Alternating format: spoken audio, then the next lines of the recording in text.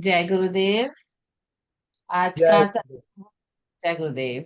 सबको शत शत नमन, सबको आदर पूर्वक शत शत नमन। आज हम सत्संग शुरू करते हैं। शुरू जैसे कि हम हमेशा करते हैं, सत्संग शुरू करने से पहले 3 बार ओम का उच्चारण करेंगे। तो आप सबसे रिक्वेस्ट है कि मेरे साथ ओम का उच्चारण कीजिए। गहरी लंबी श्वास लेंगे। ओम।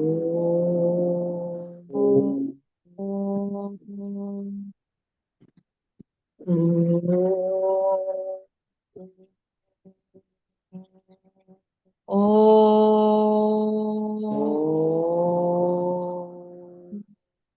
ओम।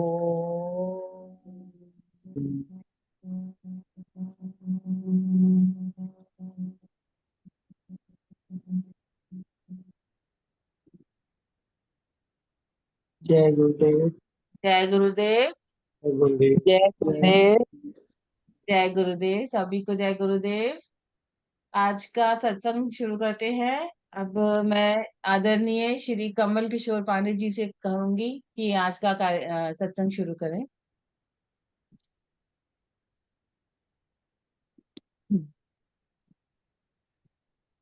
आपकी आवाज नहीं आ रही।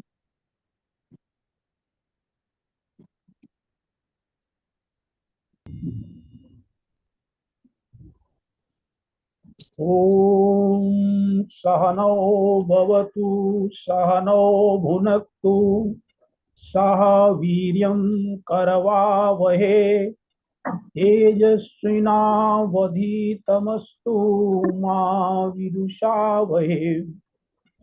ॐ गुरुर्ब्रह्मा गुरुर्विष्णु गुरुर्देवो महेश्वरा गुरु साक्षात् परं ब्रह्म तस्मै श्री गुरुवे नमः। ध्यानमूलं गुरोर्मूर्ति पूजामूलं गुरो पदं मंत्रमूलं गुरोर्वाक्यं मोक्षमूलं अंजलि गुरु के कृपा। मोक्षमूलं गुरु कृपा। सतत स्मरणीय सतत वंदनीय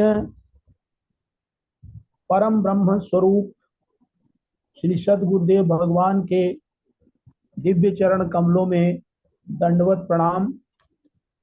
और आज के इस सत्संग में सहभागिता करने वाले हमारे वरिष्ठ गुरु बहनों एवं गुरु भाइयों, आपका हृदय से नमन एवं वंदन। आज के इस कार्यक्रम के प्रारंभ में मैं अपने वरिष्ठ गुरु भाई सतीश बेरी जी को आमंत्रित कर रहा हूं कि भाई सतीश बेरी जी आज के भजन को हम लोगों को आनंदित करें। सतीश बेरी।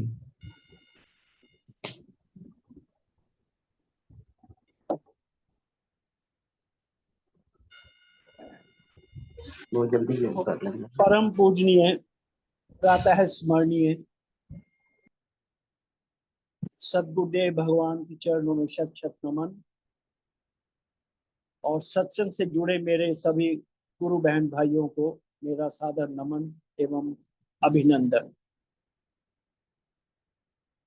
सत्संग को स्टार्ट करने के लिए सबसे पहले मैं एक भजन प्रस्तुत कर रहा हूं। मैं तो अंश हूँ भगवान का, मैं तो अंश हूँ भगवान का।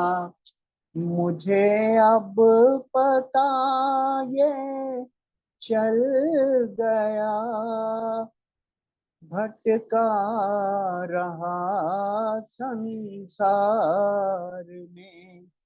मुझे देश अपना मिल गया, मैं तो अंश हूँ भगवान का। फिरता रहा संसार में, संशयों का एक जो सार था, फिरता रहा संसार में। संशयों का एक जो सार था, अपना बनाया जिसको भी अपना नहीं वो ख्याल था। गुरु ज्ञान से आंखें मिली, पता तेरे दर का चल गया। मैं अंश हूँ भगवान का। सारा जगत तेरा रूप है, तेरा रूप भी क्या खूब है। कण कण में तेरा वास है, मुझे हो गया एहसास है। सब कुछ बना कर छुप गया, मुझे अब पता ये चल गया। मैं अंश हूँ भगवान का, मुझे अब पता ये चल गया। भटका रहा संसार में, मुझे देश अपना मिल गया। मैं अंश हूँ भगवान का। मिलने में तो आकाश है, मिलने में तो आकाश है। सूरज में तू प्रकाश है, धरती में धीरज बस रहा। जलवा ये तेरा कारवा, मेरा हर कदम तेरी प्रेरणा। मुझे अब पता ये चल गया, मैं अंश हूँ भगवान का। जब मैं ही मैं था तू नहीं, जब मैं ही मैं था तू नहीं, अब तू ही तू मैं मिट गया। प्रभु रूप तू मैं छिप गया, तेरे दिल ने मुझसे ये कहा। कैसे करूं तेरा शुक्रिया, मुझे सद्गुरु से मिला दिया। मैं अंश हूँ भगवान का, मुझे अब पता ये चल गया। भटका रहा संसार में, मुझे देश अपना मिल गया। मैं तो अंश हूँ भगवान का। बहुत सुंदर भजन, बहुत भगवान सुंदर, की बहुत सुंदर जय। भजन। धन्यवाद। जय गुरुदेव। सतीश बेरी जी ने बहुत अच्छा भजन प्रस्तुत किया। मैं अंश, मैं तो अंश हूँ भगवान का, मुझे पता ये चल गया, मुझे देश अपना मिल गया, मैं तो अंश हूँ भगवान का। फिरता रहा संसार में, संतों का एक जो सार था, अपना बनाया जिसको भी अपना नहीं वो ख्याल था। गुरु ज्ञान से आंखें मिली, पता तेरे दर का चल गया, सारा जगत तेरा रूप है, तेरा रूप भी क्या खूब है। कण कण में तेरा वास है, मुझे हो गया एहसास है, मैं तो अंश हूँ भगवान का, मुझे पता चल गया। हाँ, ये पता चल गया, वास्तव में पता चल जाए, इसीलिए तो हम गुरुदेव के दरबार पर जाते हैं। और अगर हमें ये पता चलने की जिज्ञासा पैदा हो जाए, इसी में तो मानव जीवन का कल्याण निहित है। और इस पता चलने की भी जिज्ञासा मन में आ जाए, ये भी बहुत बड़ी भाग्य से, प्रभु की प्रेरणा से और गुरु की प्रेरणा से ही ऐसा संभव है। और जब अगर ये पता लगी जाए कि ममय वांशो जीवलोके जीव भूता सनातना, तो फिर इसके बाद कुछ बाकी नहीं रह जाता है। बहुत बहुत धन्यवाद देरी जी, आपने बहुत सुंदर भजन प्रस्तुत किया, बहुत मधुर स्वर में। अब मैं अपनी बहन अंबिका यादव से अनुरोध कर रहा हूँ कि वो आज के गुरुदेव का प्रवचन हम लोगों को सुनवाएं। बहन अंबिका।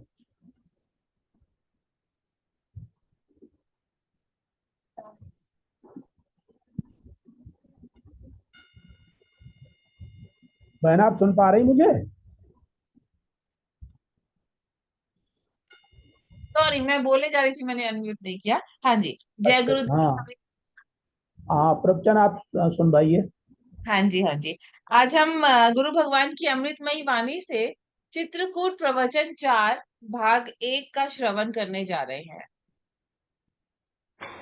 श्री राम जय जय राम। श्री राम जय जय राम। श्री राम जय जय राम।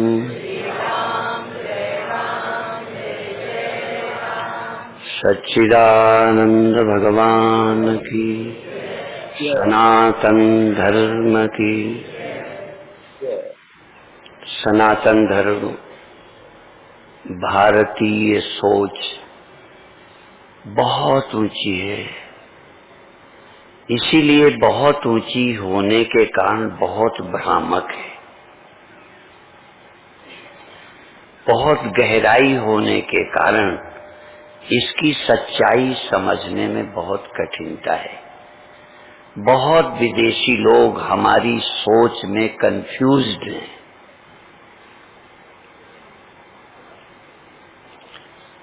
मैं रोज गुरुदेव के बाद से एक ही मंत्र बोलता हूँ, श्री राम जय जय राम, और रोज वेदांत बोलता हूँ। मैं कीर्तन में शिवोहम नहीं बोलता, अभिवादन में शिवोहम नहीं बोलता, रोड में शिवोहम नहीं बोलता, लेकिन मैं वही रोज समझाता हूं। राम सब कुछ हैं, राम एक व्यक्ति हैं, राम दशरथ पुत्र भी हैं। सईस दासरथी रामा, वह परब्रह्म दशरथ पुत्र भी हैं, कौशल्या नंदन भी हैं। यदि ये नहीं मानते तो आप भारत के बहुत हिस्से को इनकार कर रहे हो। जो केवल ब्रह्म मानते हैं, व्यक्ति नहीं मानते, वो भारत की सोच को नहीं समझे। जिनने वेदांत सुनाया है उन्होंने भगवान कृष्ण को परमात्मा माना है, आद्य जगत गुरु शंकराचार्य जैसे विद्वान।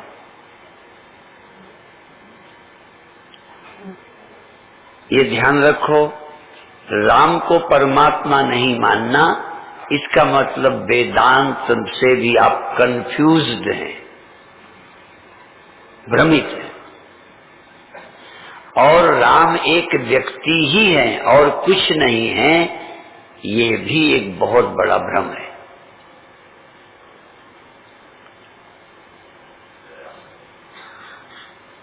तुम्हारे ग्रंथों में तो इतना कुछ है, चाहे जहां ले लो। अभी अभी रोज सुनते हो गुरुर ब्रह्मा गुरुर विष्णु गुरुर देवो महेश्वरा। कोई राम को ही ब्रह्म माना नहीं, किसी भी ज्ञानी के लिए ऐसा बोल दिया कि गुरु ब्रह्मा है। आप कहोगे ब्रह्मा का ये अर्थ नहीं है, तो गुरुवाणी में एक जगह कहा ब्रह्म ज्ञानी सृष्टि का कर्ता। क्यों? ब्रह्म ज्ञानी ब्रह्म है और सृष्टि सब उससे हुई है। एक मंत्र है, मयि एव सकलम जातम मयि सर्वम प्रतिष्ठितम मयि सर्वम लयम याति तद ब्रह्माद्वयस्मि हम।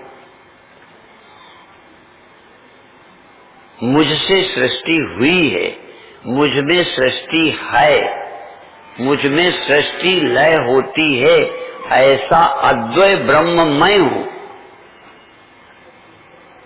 यह तो तुम्हें समझना है कि तुमसे सृष्टि हुई। कितनी ऊंची बात है, इतनी ऊंची बात। तो राम को हम परमात्मा मानते हैं, क्यों? परमात्मा ही राम है, इसलिए परमात्मा राम बन गए, परमात्मा कृष्ण बन गए, परमात्मा शिव बन गए, परमात्मा विष्णु बन गए।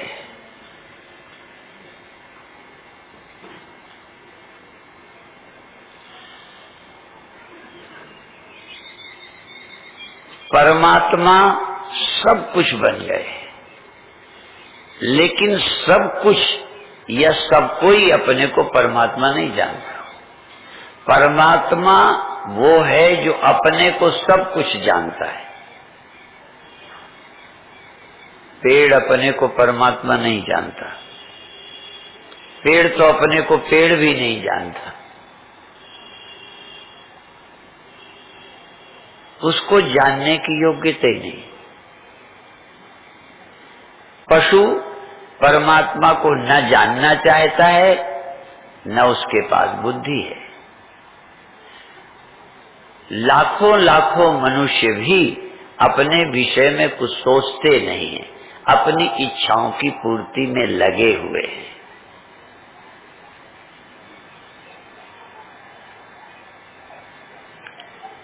इन मनुष्यों में कोई कोई जानता है, और जो जानता है वो परमात्मा हो जाता है। ब्रह्म विदाप्नोति परम ब्रह्मविद ब्रह्मैव भवति।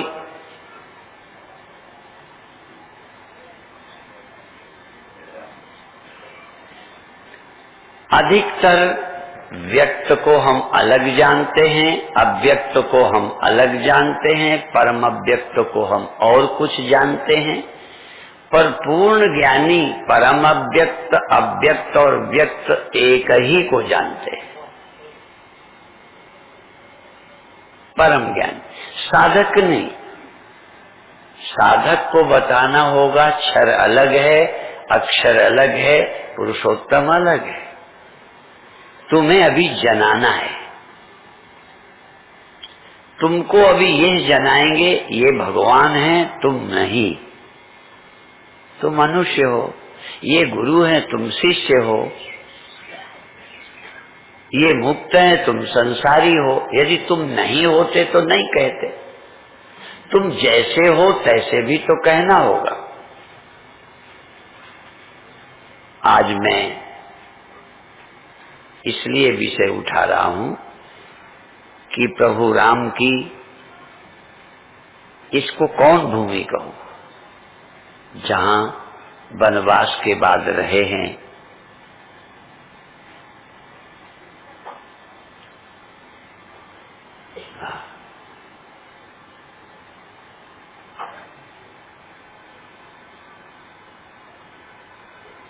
आप जहां आराम से रहे, मौज मस्ती से रहे, वह भी तीर्थ नहीं बना। और वो जहां निकाले गए वो बदनाम भूमि नहीं बनी, जेल नहीं बनी, भटकने की जगह नहीं बनी, वो तीर्थ बनी। क्यों? यही है सोच। जिस देह से वो बोले घूमे रहे, वो देह भी वंदनीय हो गया। तुम भी समझो,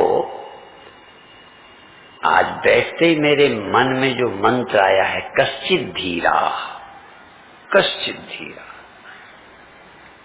कोई मनुष्यों में जो धीर है, कश्चित धीरा प्रत्यगात्मानमैक्षत आवृत्य चक्षु अमृतत्वमिच्छन्।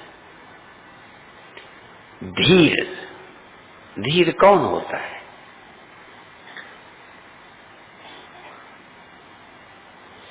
जो प्रिय वस्तु पाके अपने धर्म से विचलित नहीं होता,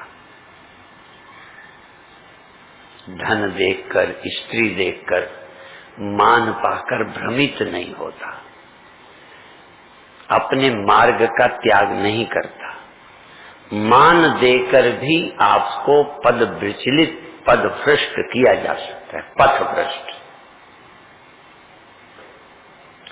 कश्चित धीरा, कोई धीर पुरुष अपनी इंद्रियों को संयमित करके अमृतत्वमिच्छन्, अमृत को पाने के लिए, त्रिकाल अबाधित सत्य को पाने के लिए, कालातीत सत्य को पाने के लिए, सदा एक रस रहने वाले उस परम सत्य को, सुप्रीम ट्रुथ को पाने के लिए, खोजने के लिए इंद्रियों को रोकता है। क्यों? इंद्रियां हमको क्षर में ले जाती है, इंद्रियां हमें नाशी में ले जाती है, इंद्रियों का विषय नाशी है, इंद्रियों का विषय।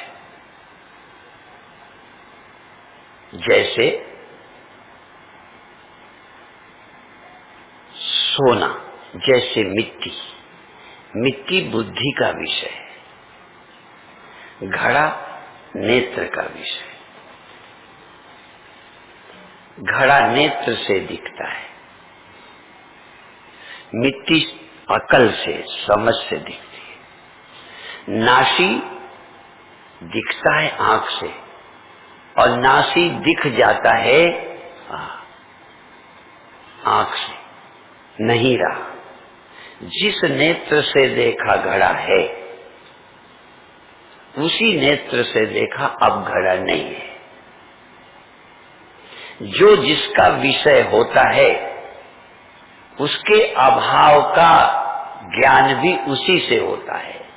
ये न्याय दर्शन है, तर्क शास्त्र है। जिस इंद्रिय से जिसके होने को जानते हो, उसी इंद्रिय से उसके ना होने को जान सकते हो। ये मंत्र है। जानते हो हमारे मंत्र क्या है?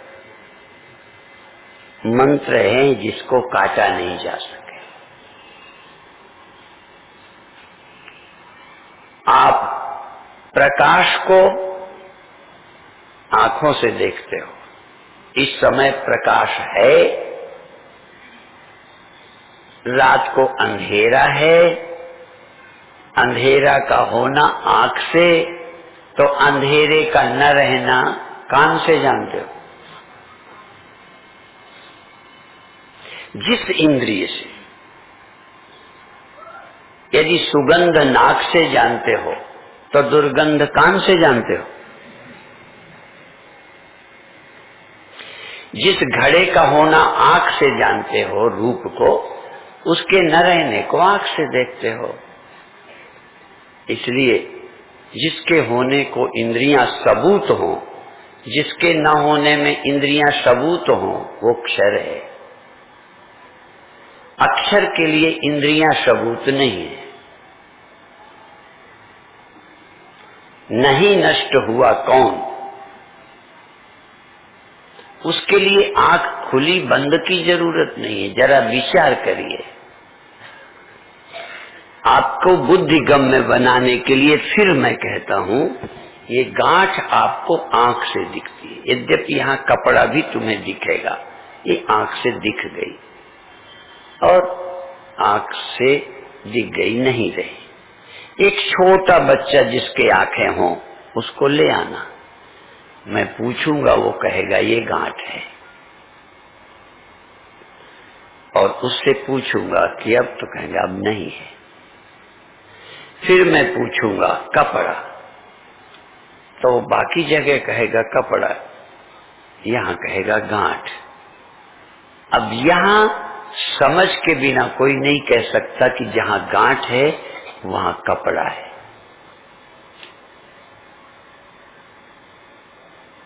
जहां गांठ है वहां भी, जहां जीव है, देह है, वहां भी परमात्मा है। जीव बिना परमात्मा के हो नहीं सकता। जीव स्वतंत्र नहीं है। हम त्रैतवादी हैं, लेकिन हम त्रैत सत्यवादी नहीं है। त्रैतवादी हैं पर तीन को सत्य नहीं मानते। सत्य एकमेवा द्वितीयम। फर्क समझ लें। हम गांठ नहीं मानते ऐसा नहीं है, लेकिन सत्य हम कपड़े को मानते हैं, गांठ को नहीं मानते। जीव मानते हैं, जीव का वर्णन है, जीव की अवस्थाओं का वर्णन है, जीव के बंधन का, जन्म का वर्णन है। पर जीवो ब्रह्मैव न परा, ये भी वर्णन है। जो ना रहे और जो रहे। अब स्थूल जगत क्षर, इसका न रहना, रहना, होना न होना देखते रहते हो, पर जिसके द्वारा ये देह का होना और न होना देखा जाता है, उसको हम अभी अक्षर मान लेते हैं। बचपन का न रहना, जिसने न जाना हो जरा बताए।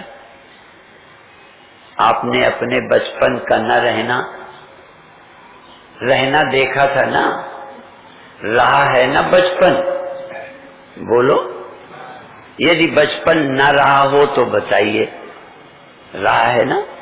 और जो अभी हो आपका, सबका नहीं, इसका नहीं, बच्चों को नहीं पूछते, उनका अभी है, अभी है। और ये भी जान सकता है आगे बचपन नहीं रहेगा। तो बचपन रहा है, आज नहीं है। तुम्ही ने तो देखा, अपने बचपन को आपने देखा था ना, कैसे? अच्छा, बिना आंखों वाले तो बच्चे होते ही नहीं। और अपने बचपन को न रहना अंधे नहीं जानते ना। इसका मतलब अपने बचपन का होना, बचपन का न रहना, ताकत का होना, ताकत का घटना, ये इंद्रियों से जानते हो।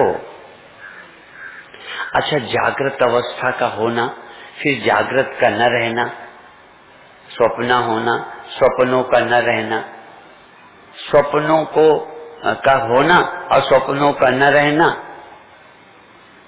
और सुषुप्ति का होना, सुषुप्ति का न रहना। आप जानते हैं ना, चश्मदीद गवाह है ना, स्वयं प्रमाण है ना। वो कौन प्रमाण है? ये आंख है।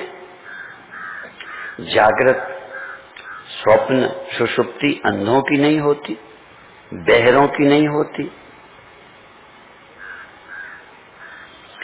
ये जब होते हैं तो इनका होना बिना किसी के कैसे जाना जाएगा? जैसे बाहर के विषय इंद्रियों से जाने जाते हैं, ऐसे ही सूक्ष्म अवस्थाएं साक्षी भास से, चेतन से जानी जाती है, बिना उसके जागना।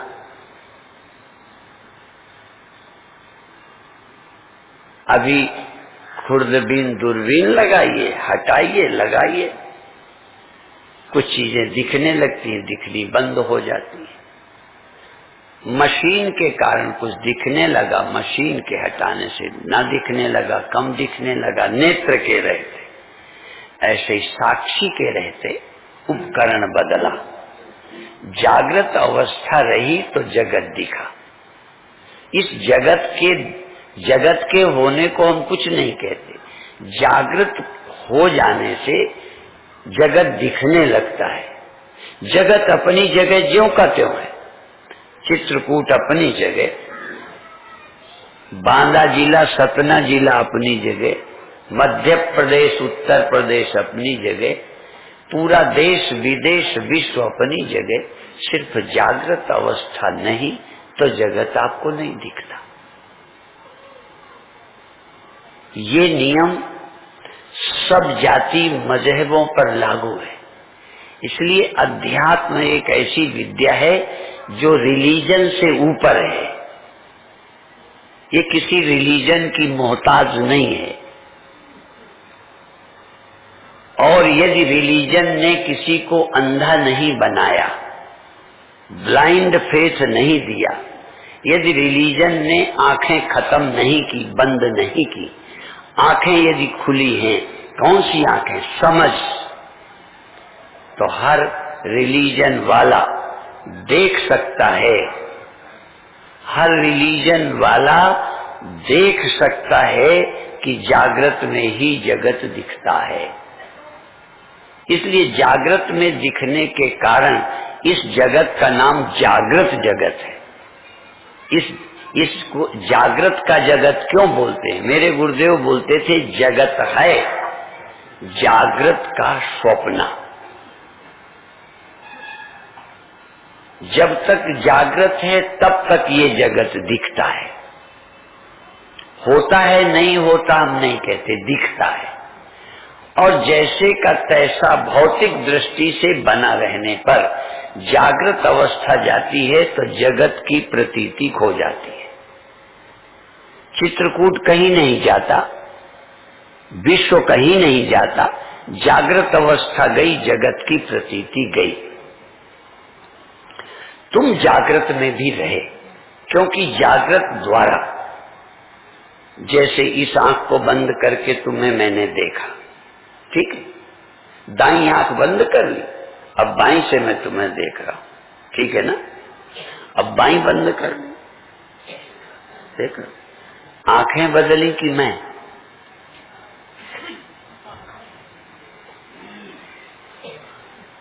ये मेरे हाथ में माला है, आप एक आंख से नहीं देख सकते। और दूसरे जिससे ये माला देखा, ठीक है, अब आंख बदल दो और मैं माला बदलता हूं, पूछूं अब, तो आप जान जाएंगे ना पहली वाली माला ये नहीं है, ये दूसरी वाली है। तो आंख बदलने से चूंकि आप तो नहीं बदले, तो अभी आपने जागृत अवस्था ओढ़ी हुई है अभी, तो ये जगत देख रहे हो। जागृत अवस्था गई,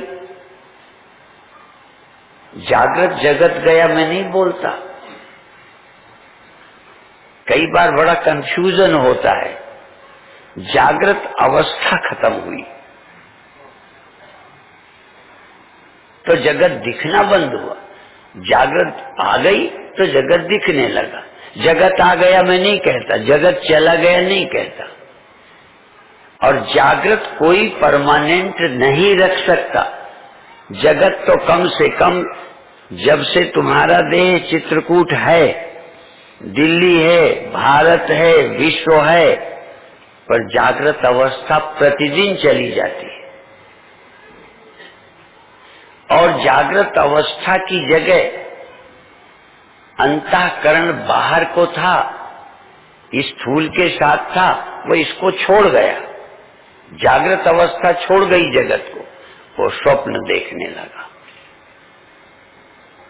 जगत ने स्वप्न नहीं देखा, चित्रकूट ने स्वप्न नहीं देखा, जागृत के पेड़ों ने स्वप्न नहीं देखा, और स्वप्न के जगत ने जागृत जगत नहीं देखा। मैंने ही जागृत में ये और मैंने ही स्वप्नावस्था में वो जगत देखा है।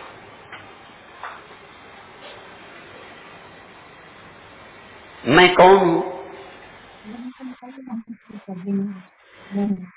इस देह को छोड़कर मैंने स्वप्न देखा, वो अवस्था छोड़कर फिर मैंने इसे देखा, मैं चेंज हो जाता हूं, ये अपनी जगह बने हैं। और चेंज भी कौन होता है, यही और समझाना है। तुम भी नहीं चेंज हुए, सिर्फ आपकी बुद्धि की अवस्था चेंज हुई, वो जागृत में आई, इस शरीर के साथ जुड़ी, यह चित्रकूट का दर्शन करने लगा और बुद्धि की अवस्था सुखोई, बदली और स्वप्न देखने लगे। इसलिए मेरे गुरुदेव ये बोलते थे, जगत है जागृत का स्वप्न, निरख तू सत्य स्वरूप अपना, छोड़ अब देहो हम जपना। ये देह तो तेरी जागृत अवस्था में है, ये पूरा संसार, इतनी बड़ी सृष्टि तेरी जागृत में है, केवल इतना सा बस सुई, जरा जागृत की सुई, इतना बड़ा जगत तुम्हें दिखने लगा। और जरा सा ये देखा अपना कमाल, जगत है जागृत का स्वप्न, और फिर स्वप्न दूसरा, वो भी है तेरा स्वप्न। निरख तू सत्य स्वरूप अपना, तू स्व को लख, जो तू कभी आंखों से देखता है, कानों से सुनता है, नाक से सूंघता है, ये पांच है कि तू पांच है? तुम पांच हो। तो अवस्थाएं दो हैं, स्वप्न और जागृत। तू दो है क्या? वही तू इस जागृत बुद्धि से जगत देखता है, वही तू उस स्वप्न अंतः बुद्धि से स्वप्न देखता है, तू ही देखता है, तू ही स्वप्न देखता है, तू ही जागृत देखता है, कि जागृत को और कोई देखता है और स्वप्न को और कोई? बोलो, एक ही देखने वाला दोनों का है कि दोनों को और कोई देखता है?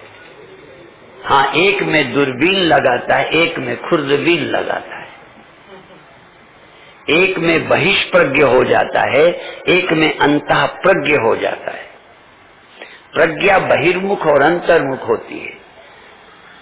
तूने आंख बंद की, अंतः दुनिया स्मरण में आने लगी, तेरे ही स्मरण में आ रही है, जो तुझे अभी दिख रही है प्रत्यक्ष। आंख बंद करके तेरी स्मृति में और कौन है?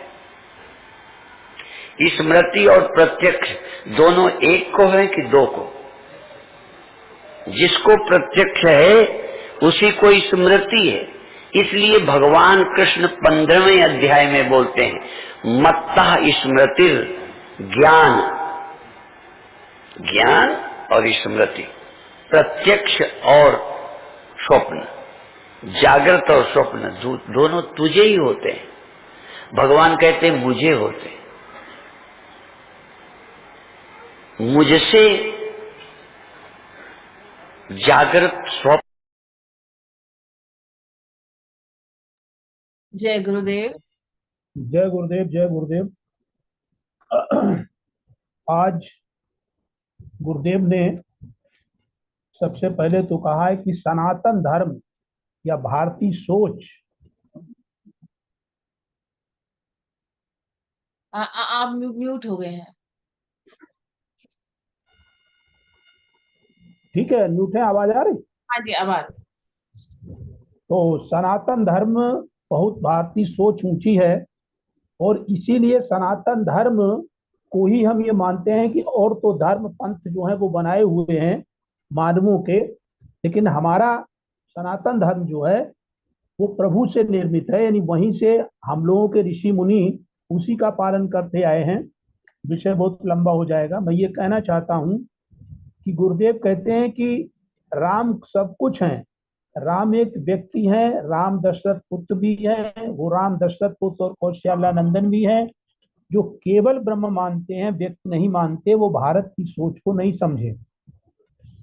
जैसे ये कहा गया है, गुरुदेव का ही कहना है कि एक राम दशरथ का बेटा, एक राम घट घट में बैठा, एक राम है जग से न्यारा, एक राम का सब है पसारा।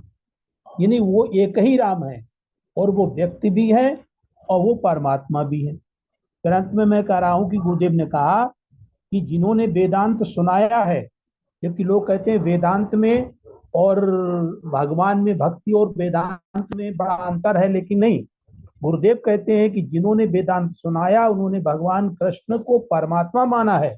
आज गुरु शंकराचार्य जैसे विद्वानों ने राम को परमात्मा नहीं मानना। इसके मतलब आप वेदांत से भी कंफ्यूज हैं, भ्रमित हैं, और राम एक व्यक्ति ही है और कुछ नहीं है, ये भी एक बहुत बड़ा भ्रम है।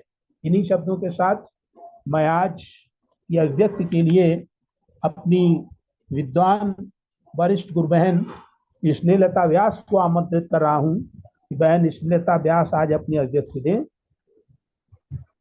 जय गुरुदेव। जय गुरुदेव। जय गुरुदेव। आवाज आवाज आ रही है क्लियर? हाँ, क्लियर आ रही। गुरु ब्रह्मा गुरु विष्णु गुरुदेवो महेश्वर, गुरु साक्षात परब्रह्म तस्मै श्री गुरुवे नमः। बोलिए सद्गुरुदेव भगवान की जय, सच्चिदानंद भगवान की जय। मंच पर उपस्थित मेरे सभी भाई बहनों को मेरा प्रणाम। गुरुदेव के श्री चरणों में मेरा साष्टांग दंडवत प्रणाम।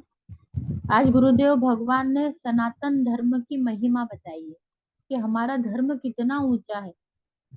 इसीलिए भारतीय सोच बहुत ऊंची है, इसलिए इसको समझना बहुत कठिन है और इसको समझने में लोग भ्रमित हो जाते हैं। गुरुदेव भगवान आगे कहते हैं कि मैं हर कभी शिवोहम नहीं बोलता, लेकिन मैं रोज शिवोहम को ही समझाता हूँ।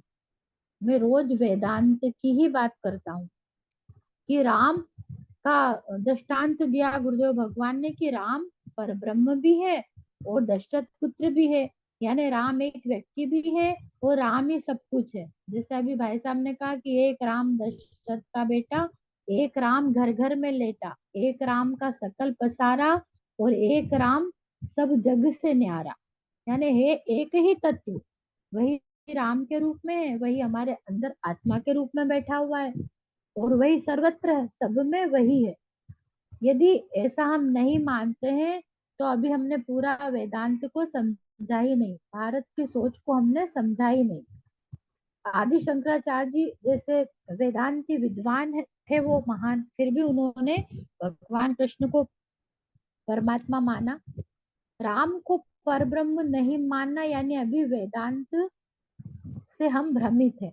हमारे यहाँ राम को ही नहीं, किसी ज्ञानी को भी, गुरु को भी पूर्ण ब्रह्म माना है। इसलिए कहा गया है गुरु ब्रह्मा गुरु विष्णु। इसलिए ब्रह्म ज्ञानी को यहाँ तक कह दिया है कि वह सृष्टि करता है। गुरुदेव भगवान ने एक श्लोक बोला, उसका अर्थ है कि सब कुछ मुझी से होता है। ये अभी हमें समझना है। राम ही परमात्मा है, वो ही राम बन गए, वही कृष्ण बन गए, वही शिव बन गए और विष्णु भी वही बन गए, यानी सब कुछ वही बन गए। परमात्मा वह है जो अपने को सब कुछ जानता है, जबकि पेड़ यह नहीं जानता, पशु भी यह नहीं जान सकता, क्योंकि उनमें यह योग्यता ही नहीं है, ऐसी बुद्धि ही नहीं है कि वो अपने को ब्रह्म जान सके। इसी प्रकार लाखों मनुष्य भी सांसारिक कामनाओं की पूर्ति में ही लगे रहते हैं। इनमें से कोई कोई ऐसा विरला होता है जो ये जानता है कि वह परमात्मा है, और उनमें हमारे गुरुदेव भगवान भी, और हम भाग्यशाली है कि हमें ऐसे गुरुदेव मिले। इसलिए कहा है ब्रह्म ज्ञानी के लिए ब्रह्मविद ब्रह्मेव भवति। पूर्ण ज्ञानी परम अव्यक्त को भी, व्यक्त को भी और अव्यक्त को एक ही जानते हैं, जबकि साधक के लिए ऐसा नहीं है। अभी साधक के लिए सब अलग अलग है। गुरुदेव भगवान आगे कहते हैं कि राम जी जहां भी रहे वहां तीर्थ बन गया और उनकी देह भी वंदनीय हो गई। आज हम उनकी देह को भी पूछते हैं, राम की देह को। वो चित्रकूट में रहे, लेकिन आज चित्रकूट भी तीर्थ बन गया। क्यों? क्योंकि उनकी सोच के कारण। गुरुदेव कहते हैं कि आज तो हमारे मन में बैठते से यह मंत्र आया, कश्चित धीरा, यानी धीर मनुष्यों में पुरुष, धीर पुरुष वह होता है जो प्रिय वस्तु को पाकर भी अपने धर्म से विचलित नहीं होता। चाहे फिर वह धन है, वैभव है, स्त्री है, पद है, प्रतिष्ठा है, मान है, कुछ भी हो, लेकिन उनको पाकर भी वह अपने मार्ग का त्याग नहीं करता। नहीं तो जरा सा मान दे दो किसी व्यक्ति को तो वो पद से भ्रष्ट हो जाता है। धीर पुरुष ही अपनी इंद्रियों को संयमित करके उस अमृत को पाने के लिए, त्रिकाल बाधित कालातीत सत्य को पाने के लिए, उस सुप्रीम ट्रुथ को पाने के लिए ही अपनी इंद्रियों को संयमित रखता है। आगे गुरुदेव भगवान कहते हैं कि इंद्रियों का विषय नाशी है। नाशी दिखता है आंख से, जैसे कि घड़ा, यानी जिस इंद्रिय आंख से नाशी यानी घड़े को जाना जा सकता है, उसी इंद्रिय से अब यह घड़ा नहीं है यह भी जाना जाता है। जैसे अंधेरा भी आंख से जाना जाता है तो प्रकाश भी उसी से देखा जाता है, उसी आंख के द्वारा। गुरुदेव भगवान कहते हैं कि तुम्हें बुद्धि गम्य बनाने के लिए ही मैं ये उदाहरण बता रहा हूँ। जैसे गुरुदेव ने कपड़ा लेके उस पर गांठ लगाई और बताया कि अभी यदि हम किसी बच्चे को बुला के गांठ दिखाएं और उससे पूछे कि कपड़ा कहाँ है, तो गांठ में कपड़ा नहीं बता सकता, क्योंकि अभी उसकी इतनी बुद्धि नहीं है, जबकि वहां गांठ में भी कपड़ा ही है। ऐसे ही जहाँ जीव है, देह है, वहां भी परमात्मा है, यानी गांठ में भी कपड़ा है। सत्य एकमेव द्वितीय नास्ति, यानी सत्य तो एक ही है। ऐसे ही स्थूल जगत क्षर के लिए इंद्रिया सबूत है, पर अक्षर के लिए नहीं। उसके लिए आंख का खुला या बंद रहना जरूरी नहीं है। जैसे हमने अपने बचपन को भी देखा, उसका ना रहना भी देखा, ताकत का रहना ना रहना, जागृत अवस्था का रहना फिर ना रहना, ऐसे ही स्वप्न का रहना फिर ना रहना, सुषुप्ति का रहना फिर ना रहना, यह सब हम जानते हैं। हम स्वयं इसके प्रमाण है। गुरुदेव कहते हैं कि चश्मदीद गवाह है।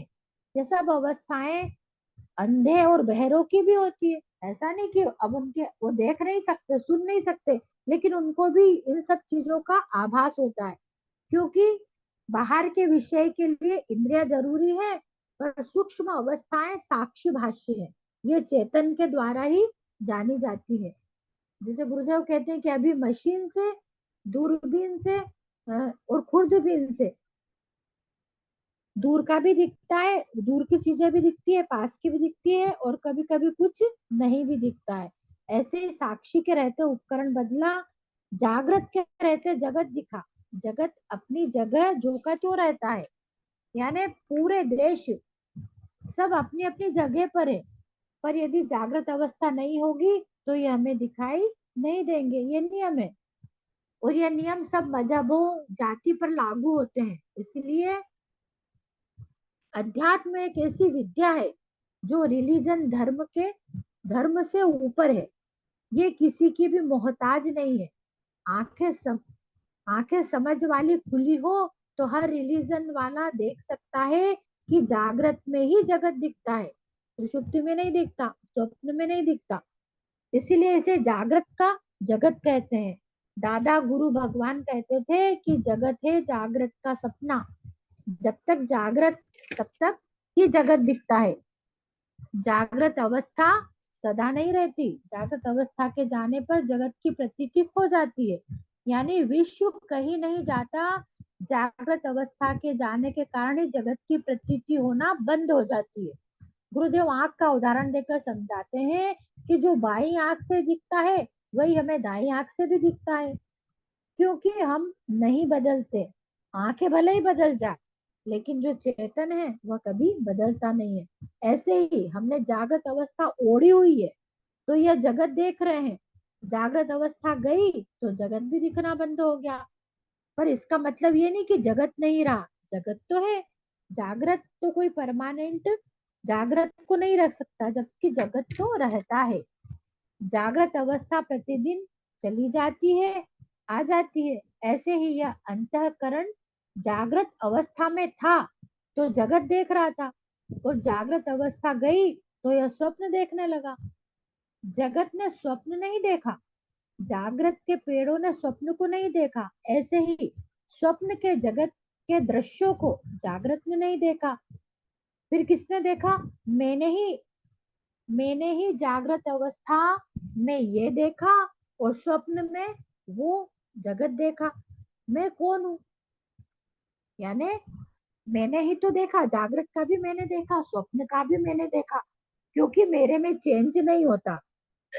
बुद्धि की अवस्था चेंज होती है, जागृत में आई तो जगत देखने लग जाती है, और बुद्धि की अवस्था बदली तो स्वप्न देखने लगी। इसलिए दादा गुरु कहते थे कि जगत है जागृत का स्वप्ना, निरख तू सत्य स्वरूप अपना, छोड़ अब देहम सपना। यह देह, यह संसार जागृत का सपना है। तू स्व को लख, जो तू आंख से देखता है, कान से सुनता है, नाक से सूंघता है, ये 5 है। पर तू क्या 5 है? 2 अवस्थाएं होती है, स्वप्न और जागृत। तू वो है क्या? नहीं। वही तू जागृत बुद्धि से जगत देखता है, अंतः बुद्धि से स्वप्न देखता है। तू ही सब देखता है और कोई नहीं। एक में वही बहिष्य प्रज्ञ, एक में वही अंतर प्रज्ञ हो जाता है। प्रज्ञा अंतर्मुखी और बहिर्मुखी होती है, यानी जो प्रत्यक्ष है वही स्मृति हो जाता है। यानी कहने का अभिप्राय यही है कि सब कुछ मुझसे ही होता है। 15वें अध्याय में भी भगवान ने यही बताया, मत स्मृति ज्ञान। तो अंत में कहने का सार यही है गुरुदेव भगवान का, कि सब कुछ हम ही से होता है, यानी ब्रह्म से ही सब कुछ होता है, और हम वास्तव में हमारा स्वरूप ब्रह्म ही है। और वही सब गुरुदेव हमें जनाना चाहते हैं, समझाना चाहते हैं, और हम सब भी यही चाहते हैं।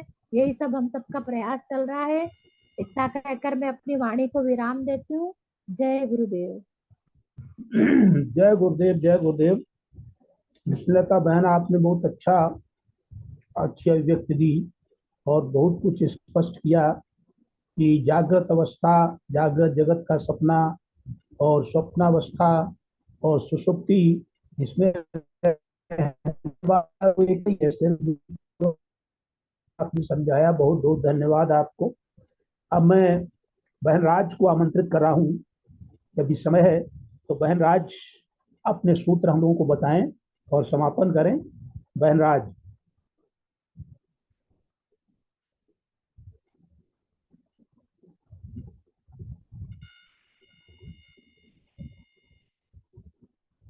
बहन राज सुन पा रही हैं?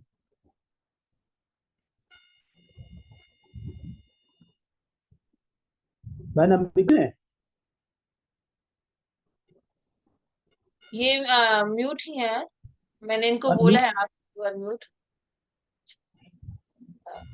राज जी आप हैं? हाँ जी आ हाँ गए। हाँ जी। हाँ जी। जय हाँ आप। गुरुदेव। जय देव गुरुदेव, जय गुरुदेव। देव। जी। आप कुछ कहें, हम लोगों को ये समय है अभी, तो आप हम लोगों का ज्ञान वर्धन करें, कुछ सूत्र बताएं। जय हो, जय हो। बोलिए श्री सतगुरुदेव भगवान की जय। पूज्य गुरुदेव जी के चरणों में मेरा कोटि कोटि नमन। सत्संग से जुड़े हुए पुण्य आत्माओं को मेरा हृदय से सादर नमन। ये आप सबका बड़प्पन है, जो आप मेरे जैसे जिसको कुछ अभी बोलने नहीं आता उसको बोलने का मौका दे देते हो। कुछ आता नहीं है बोलने, तो कल मेरी अभिव्यक्ति की उन्होंने सेवा भी लगाई है। मैंने कहा, और प्रसंग भी ऐसा दिया है टफ वाला, मैं कौन हूँ, इसके ऊपर इशारा। तो मैं कोशिश करेंगे जैसे प्रभु की इच्छा होगी। तो सच बात है, गुरुदेव जी तो बार बार हमारे को हमारे स्वरूप की ही पहचान दे रहे हैं कि अपने आप को पहचानो। हम बार बार जो है माया, इतना कहते ना, भगवान जी कहते हैं मेरे से भी अधिक प्रभावशाली मेरी माया है। तो मतलब कहते ना भगवान से भी ज्यादा प्रभावशाली माया है, तो हमारे को माया भगवान से भी दूर करके ले जाती है। कहते हैं एक है ईश्वर और एक है जीव, एक है माया। तो जीव जो है बीच में खड़ा है। तो जैसे जीव जो है ईश्वर की तरफ जाने की कोशिश करता है, तो माया उसे अपनी ओर खींचती है। पर वही है जीव का जहाँ ज्यादा चिंतन होता है, जहाँ ज्यादा झुकाव होता है, तो जीव आगे वहीं बढ़ता है।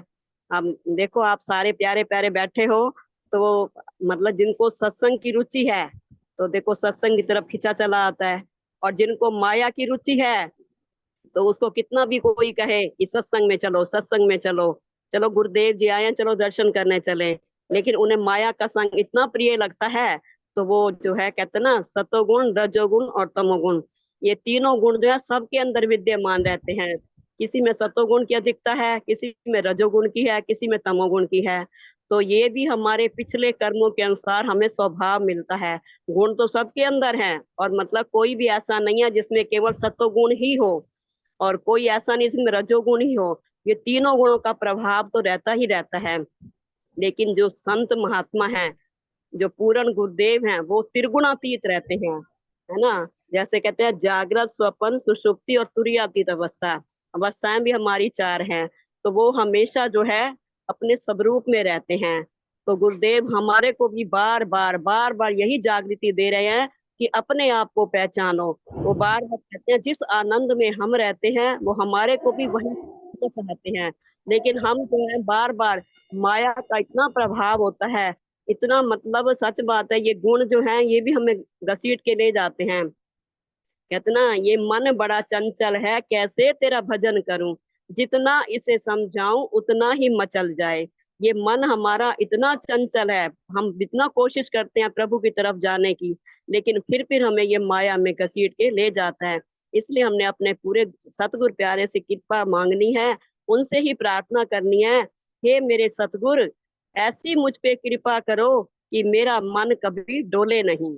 बार बार अपने सतगुरु से ही हमने प्रार्थना करनी है कि क्या, कि श्वास उश्वास प्रभु तेरा नाम जपू मैं। मतलब बार बार उनसे यही प्रार्थना करनी, हर टाइम जो है मैं आपके ही सिमरन में रहूं, नाम जप करता। जब हम नाम लगे रहेंगे, तो ये माया जो है अपने आप किनारा कर जाए। जैसे अभी चल रहा था, समय है थोड़ा सा बोल सकती हूँ नहीं फिर नहीं तो समापन नहीं, करें। समय है अभी, 8:58 हुआ है, हाँ अभी आप बोल सकती हैं। तो अभी जैसे चल रहा था कि ईश्वर, जीव और माया, तो कहते हैं ये जीव का चुनाव है, ईश्वर को चुने या माया को चुने। तो कहते हैं जो जीव जो है ईश्वर को चुन लेता है, तो माया मतलब माया जो है ईश्वर की दासी है। तो जैसे कहते हैं ना हमारे घर में कोई मेड लगी होती है, तो कहते हैं हमारे घर में जो मेहमान आते हैं, ये नहीं वो हमारे घर में लगी है केवल हमारी सेवा करेगी, जो हमारे मेहमान आएंगे उनकी भी सेवा करेगी। इसी प्रकार जीव जब परमात्मा को चुन लेता है, तो फिर वो माया जो है, वो प्रकृति जो है, वो उस जीव की भी सेवा करती है। इसलिए हमारा चुनाव जो है केवल प्रभु से ही, प्रभु सच बात है ईश्वर प्राप्ति ही होना चाहिए। लेकिन हम मतलब लगते तो हैं इस तरफ, लेकिन फिर इन गुणों के प्रभाव से हम फिर माया में खिंच जाते हैं। तो इसलिए बार बार हमें जो है कहते हैं ना, मन श्री राम गाले, चाहे कहते हैं हम ओम कहें, वैसे तो हमारा ओम ही बीज मंत्र है। कहते हैं जिसने उस तत्व को पहचान लिया, तो उसे फिर ये नहीं लगेगा मैं राम बोल रहा हूँ, कृष्ण बोल रहा हूँ, या हनुमान जी बोल रहा हूँ, या माता शेरा वाली। तो मतलब वो कभी भ्रमित तो होगा नहीं नामों के चक्कर में, क्योंकि उसने परम ब्रह्म को जान लिया है, उस शक्ति को पहचान लिया है।